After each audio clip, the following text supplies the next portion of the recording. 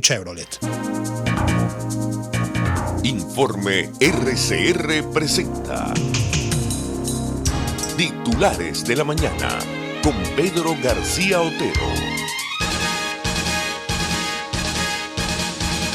Grupo de contacto llama a elecciones presidenciales libres en Venezuela. El canciller de Uruguay, Rodolfo Nin Noboa, anunció este jueves que las 3 decisiones prioritarias tomadas durante la reunión del Grupo de Contacto Internacional sobre Venezuela son establecer las garantías para un proceso electoral creíble en el menor tiempo posible, la entrega urgente de la ayuda humanitaria y el envío de una misión técnica a Venezuela. Discúlpenme un momento, gente madrugadora de Venezuela. Son las 6:32 minutos, estoy viendo Venevisión y tiene unas declaraciones de Elvis Amoroso, Contralor de la República. Dicen Elvis Amoroso, presidente del Consejo Moral Republicano, y solo se los quería comentar porque el chiste se explica solo, para que se rían un poco a esta hora. Sigo leyendo. Tras el encuentro, el canciller uruguayo expresó su compromiso de desplegar asistencia humanitaria en asociación con la Organización Internacional para las Migraciones y el Alto Comisionado de las Naciones Unidas para los Refugiados, así como con actores políticos relevantes en Venezuela y el mundo. Por su parte, la vicepresidenta de la Unión Europea, Federica Mogherini, dijo que este grupo internacional busca un enfoque común para lograr una solución pacífica y política, excluyendo el uso de la fuerza. Esto es una nota de Globovisión. Se me trancó la computadora, pero mientras se destranca, les comento otro titular que viene de El Deber, un diario boliviano, que dice que Bolivia no firmó la declaración que pide elecciones libres en Venezuela. Tampoco lo hizo México. El grupo emitió un comunicado en el que se plantea la realización de comicios y se pide se acepte el ingreso de ayuda humanitaria. Les comenté que estoy leyendo El Deber, uno de los principales diarios de La Paz, Bolivia. El Grupo de Contacto sobre Venezuela llamó este jueves en Montevideo a la convocatoria de elecciones presidenciales libres, transparentes y creíbles para alcanzar una solución pacífica propiamente venezolana a la crisis. Al término de su primera reunión, el grupo de países europeos y latinoamericanos se comprometieron en 2 puntos principales: establecer las garantías necesarias para un proceso electoral creíble en el menor tiempo posible y permitir la entrada urgente de asistencia de acuerdo a los principios internacionales. Para cumplir con ambos objetivos, el conjunto de países enviará una misión técnica a Venezuela, según la declaración final del encuentro en la capital uruguaya, leída en conferencia de prensa por el canciller anfitrión Rodolfo Nin Noboa. Bolivia explica su decisión. Entre los participantes, México y Bolivia se abstuvieron de firmar la declaración, dice El Deber de La Paz, y luego dice en un intertítulo: Bolivia explica su decisión. Bolivia informó el jueves que se sumó al mecanismo de Montevideo establecido por México, Uruguay y CARICOM, Comunidad del Caribe, después de participar en la reunión ministerial que se realizó en la capital uruguaya sobre la situación de la República Bolivariana de Venezuela, pero no firmó el comunicado porque no se siente representada por la totalidad del contenido, informaron fuentes oficiales.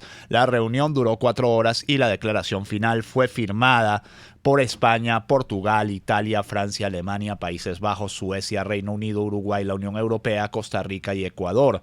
A la conclusión de la referida reunión, y aquí está en comillas, Bolivia anuncia que se suma al mecanismo de Montevideo establecido por México, Uruguay y CARICOM a fin de contribuir en forma efectiva al desarrollo de un diálogo abierto y sin imposiciones en el que los diferentes actores de la sociedad venezolana acuerden cómo superar la crisis que enfrentan, remarca un comunicado oficial. El mecanismo de Montevideo, lanzado con bombos y platillos el 30 de enero para anteponerse o para contraponerse al Grupo de Lima, ha terminado teniendo una vida muy corta. Ayer fue 7 de febrero y se puede decir que murió al nacer. La canciller europea, la alta representante europea para la diplomacia exterior, Federica Mogherini, desde la entrada a la reunión del grupo de contacto puso bien claritos los puntos sobre las IES y se los puso con Tabaré Vázquez, presidente de Uruguay, enfrente. Le dijo que sencillamente no se iba a perder el tiempo en diálogos estériles ni en búsquedas de diálogos estériles y que ahí a lo que habían ido era a impulsar mecanismos para unas elecciones creíbles, libres y transparentes en Venezuela.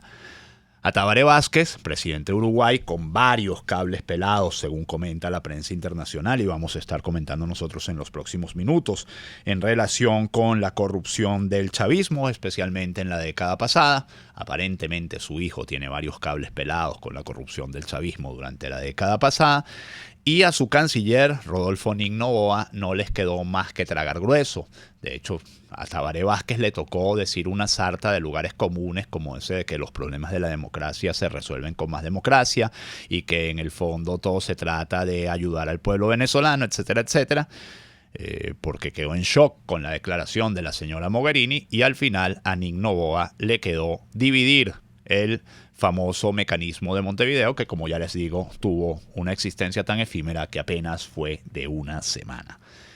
El principal titular del diario 2001, en tanto, nos dice: Grupo de Contacto pide restaurar la democracia, y en comilla, el restaurar la democracia. Las naciones reunidas en Uruguay para buscar una salida a la crisis venezolana pidieron respeto a la Asamblea Nacional, separación de poderes y convocatoria a elecciones presidenciales. Y ya les digo, todo esto lo firmó Uruguay.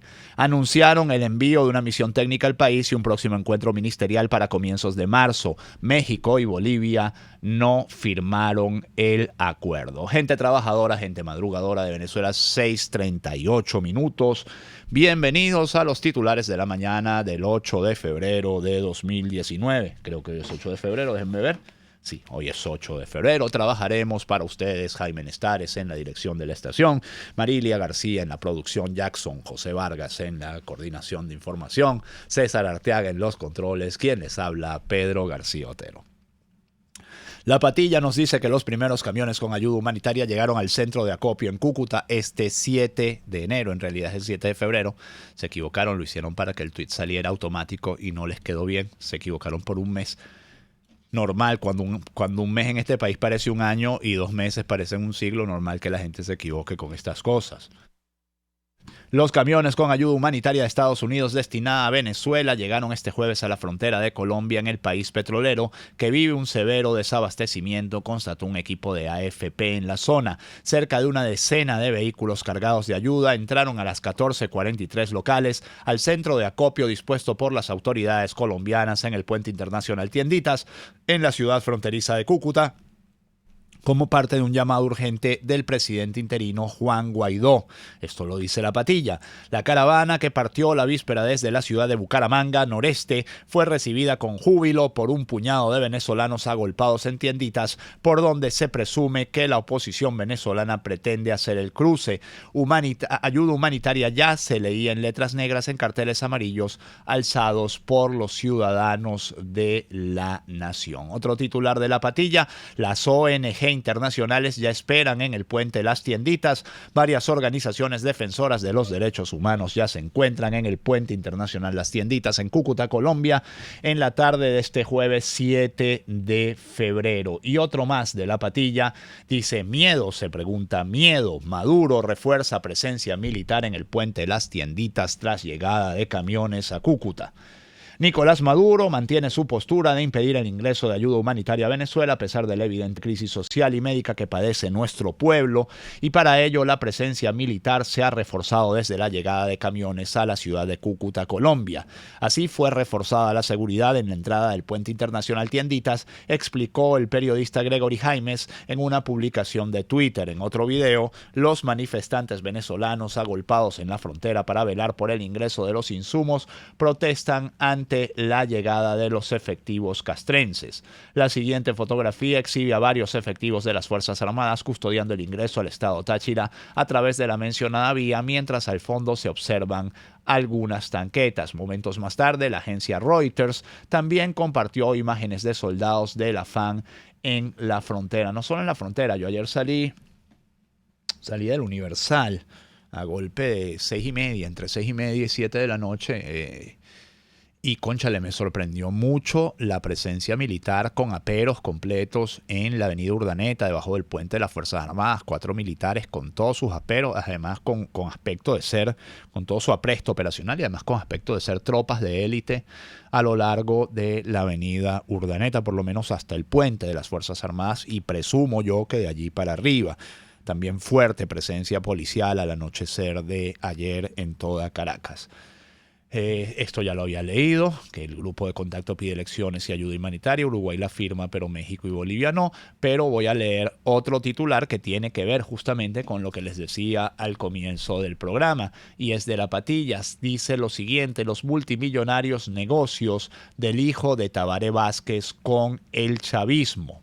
El ex canciller mexicano Jorge Castañeda levantó la liebre en una entrevista con Televisa.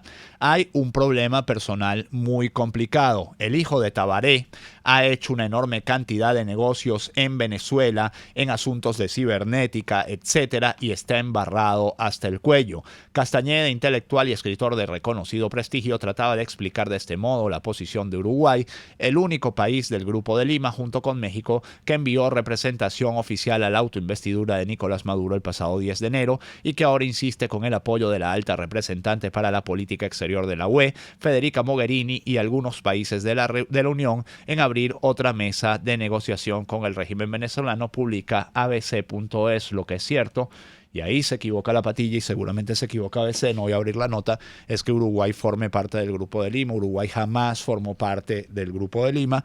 México sí, pero apenas llegó AMLO al poder, López Obrador, pues lo abandonó. 6:43 minutos. Antes de irme a la pausa, quiero leer una información que con la que cualquier otro día hubiera abierto estos titulares de la mañana, porque nos habla de cuál es la situación real de Venezuela y de un régimen absolutamente inhumano, absolutamente insensible a los derechos humanos de sus habitantes, porque decir ciudadanos en este contexto es demasiado.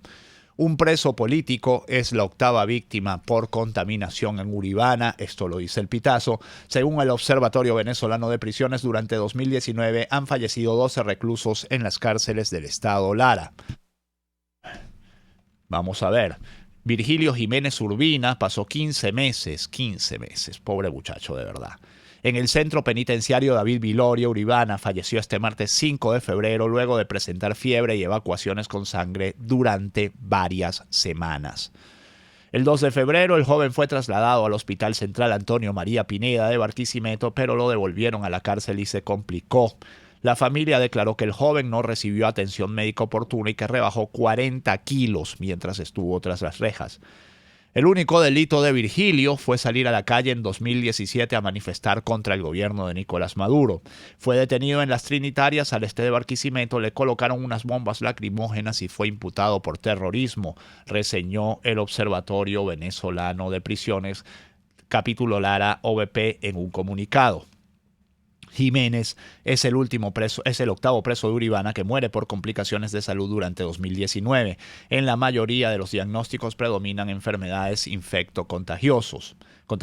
En el último contacto telefónico que tuvo el recluso con su hermana, Yoliana, le pidió medicamentos y comida. Decía que la comida llegaba con patas de cucarachas y a veces con gusanos, arroz puro con algo y arepa pura, indicó el OVP. Allegados de Jiménez recordaron que lo apodaban el León. Nunca tuvo audiencia, dice la nota del Pitazo. No tenía antecedentes penales, lo golpearon y lo torturaron y poco nos dejaron verlo. Otro caso para la Corte Penal Internacional en un momento determinado contra quienes en mala hora se apoderaron del poder en este país. 6:45 minutos, vamos a la pausa, luego seguimos con más titulares. Usted escucha Titulares de la Mañana con Pedro García Otero, solo por RCR 750 AM.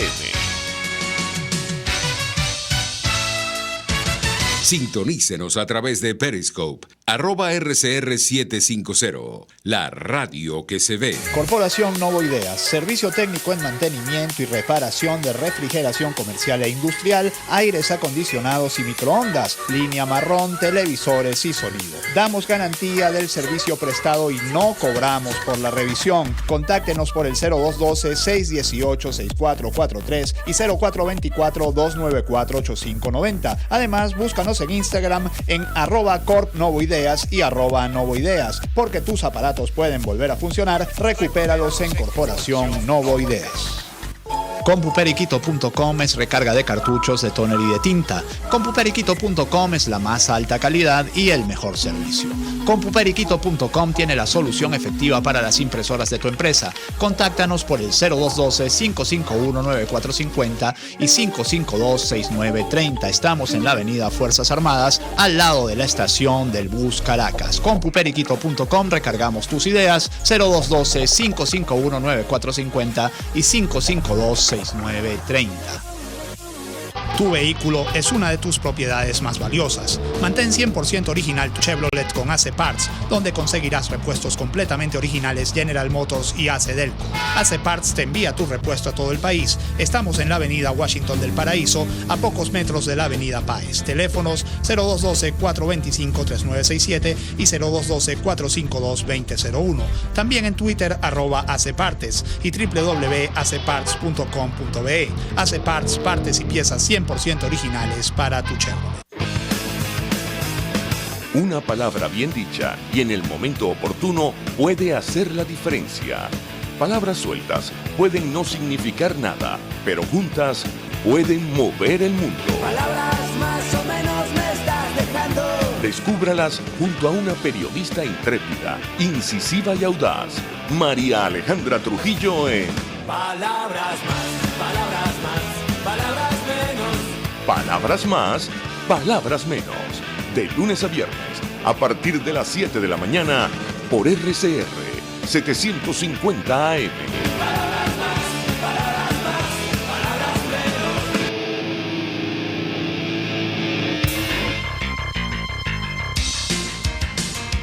Estás escuchando Titulares de la Mañana con Pedro García Otero, solo por RCR 750 AM.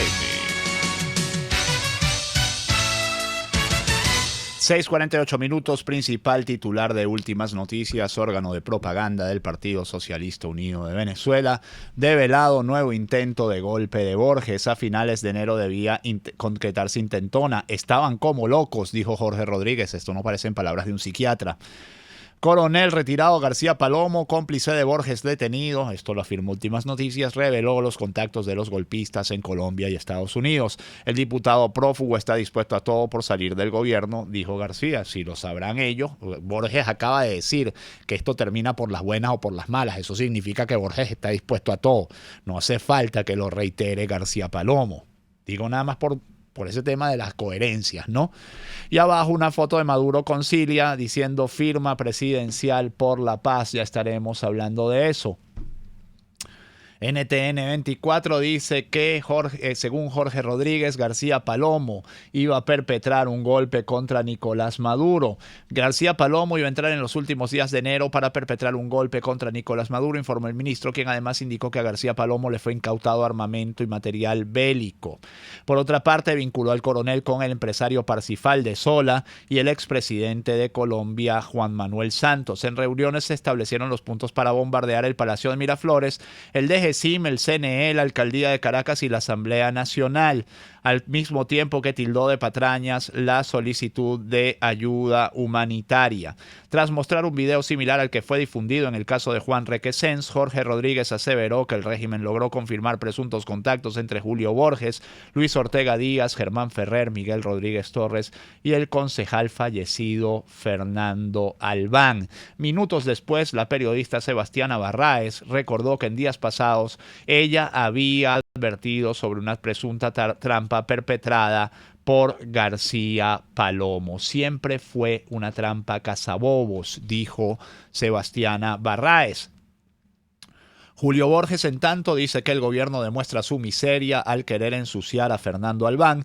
El diputado y representante de Venezuela ante el Grupo de Lima, Julio Borges, rechazó este jueves los señalamientos del ministro Jorge Rodríguez, en los que implica al difunto dirigente de Primero Justicia, asesinado dirigente de Primero Justicia, en los calabozos del SEBIN. Bueno, no se sabe si fue asesinado o se suicidó, pero digamos que el hecho de que quien investigue el caso sea Tarek William Saab hace que uno tenga una sospecha por encima de otra.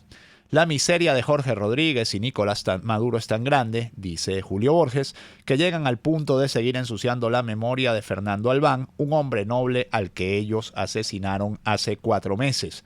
El show de Jorge Rodríguez es una estrategia para desviar la atención de la presión internacional que hemos articulado para que la ayuda humanitaria entre a Venezuela y también para contrarrestar el liderazgo que ha demostrado el presidente Juan Guaidó. Nicolás Maduro, ninguna de estas maniobras me van a distraer. Mi foco y el de toda Venezuela es lograr que te vayas ya del poder. Liberaremos a nuestro país y honraremos a todos los torturados, asesinados y encarcelados en tu dictadura. En tanto, Nicolás Maduro aspira a mantener relaciones comerciales con el pueblo de Estados Unidos. El presidente manifestó su deseo en la carta que enviará a la Casa Blanca junto a 10 millones de firmas. Ya les digo, siempre se los digo, el séptimo marido de Elizabeth Taylor no sabe qué hacer para que lo que quiere plantear sea interesante. Para el cese de la agresión del gobierno de Donald Trump contra Venezuela. Acabo de firmar la carta que le vamos a enviar al pueblo de Estados Unidos, que he hecho a nombre de todos ustedes, dijo el mandatario en transmisión de Venezolana de Televisión desde la Plaza Bolívar de Caracas, donde había un operativo para recolectar las referidas rúbricas. La misiva destaca los logros de la Constitución de 1999, comienza describiendo sus humildes orígenes antes de reiterar el trance histórico que a su juicio atraviesa Venezuela ante una posible invasión norteamericana, precisando que puede tener consecuencias dramáticas para nuestra región entera. También afirmó que el gobierno de Donald Trump pretende perturbar nuevas iniciativas de diálogo impulsadas por Uruguay y México. Se solidarizaba con... se hacía partícipe del mecanismo de México en el mismo momento en que Uruguay señalaba que pedía elecciones libres, democráticas y creíbles en Venezuela. Yo creo honestamente que Jorge Rodríguez debe ser el peor ministro de comunicación del chavismo, lo cual no es fácil porque ahí hubo gente bastante mediocre. Ser el peor en el chavismo es muy difícil porque todos son muy malos, quiero decir con esto. Pero realmente lo de Jorge Rodríguez como ministro de propaganda del chavismo es terrible. O sea, es una cosa que no me ayude, compadre. Si yo fuera Maduro le dijera todos los días no me ayude, compadre. Es más, ya lo hubiera destituido. Por cierto, Maduro decía que iba a haber una marcha de millones de personas para llegar a Washington a entregar las firmas en la Casa Blanca. Me imagino que todos ellos pensaban ir, pero el Departamento de Estado les amargó la fiesta. Estados Unidos revoca visas a los miembros de la Asamblea Constituyente. Creo recordar también que en algún momento dijeron que las iban a quemar todas, que las iban a romper todos en la Plaza Bolívar de Caracas. Ya se ve que no lo hicieron. Farsantes. La Voz dice que Estados Unidos revocó visas a funcionarios de la ANC, su principal titular. Diosdado Cabello dice que nos convertiremos en la pesadilla de su vida si meten sus garras en Venezuela. El Observatorio Venezolano de Conflictividad Social dice que en enero se registraron 86 protestas diarias. El año pasado había 30 protestas diarias y ya parecían muchas. Ahora hay casi el triple. Inflación de enero fue de 191,6, inflación de 2,7 millones % entre enero de 2018 y 2019. Hoy se cumplen 6 meses, ayer se cumplieron 6 meses de la detención de Juan Requesens. Dice su hermana que muy pronto todos los presos políticos estarán en libertad. Rafaela Requesens calificó la detención en el Helicoide como un secuestro y Juan Guaidó invita a todos los jóvenes a que asistan este 8 de febrero al aula magna de la Universidad Central de Venezuela, un encuentro del presidente interino designado por la Asamblea Nacional con los jóvenes de la UCB y los de otras universidades y todo el que quiera acercarse. 6:55, que este fin de semana sea todo lo que ustedes esperan de él. Nos encontramos, si Dios quiere, el lunes. Chao. Informe RCR presentó Titulares de la Mañana con Pedro García Otero.